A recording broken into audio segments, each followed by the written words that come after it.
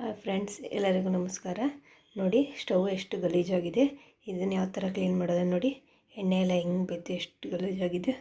ಇದನ್ನು ಯಾವ ಥರ ಕ್ಲೀನ್ ಮಾಡೋದು ಅಂತಂದರೆ ನೋಡಿ, ಹ್ಯಾಪಿ ಪ್ಲ್ಯಾಂಟ್ಸ್ ಅವ್ರದ್ದು ಒಂದು ಲಿಕ್ವಿಡ್ ತಗೊಂಡಿದ್ದೀನಿ ನಾನು, ಕಿಚನ್ ಕ್ಲೀನರ್ ಅಂತ.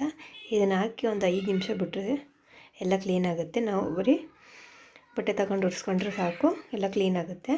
ನೋಡಿ, ಇದನ್ನು ಈ ಥರ ಸ್ಪ್ರೇ ಮಾಡ್ಕೋಬೇಕು. ನಾವು ಎಲ್ಲೆಲ್ಲಿ ಗಲೀಜಿದೆ ಅದೆಲ್ಲ ಈ ಥರ ಸ್ಪ್ರೇ ಮಾಡ್ಕೊಂಡ್ರೆ ತುಂಬ ಬೇಗ ಹೋಗುತ್ತೆ. ನಾವೇನು ಸೋಪ್ ಹಾಕಿ ಇದು ಮಾಡ್ತೀವಿ ಅದ್ರ ಬದಲು ಇದನ್ನು ಹಾಕಿದ್ರೆ ಕೈಗೂ ಏನು ಎಫೆಕ್ಟ್ ಆಗೋಲ್ಲ, ಕೆಮಿಕಲ್ ಏನಿಲ್ಲ. ತುಂಬ ಚೆನ್ನಾಗಿದೆ ಇದು ಪ್ರಾಡಕ್ಟು.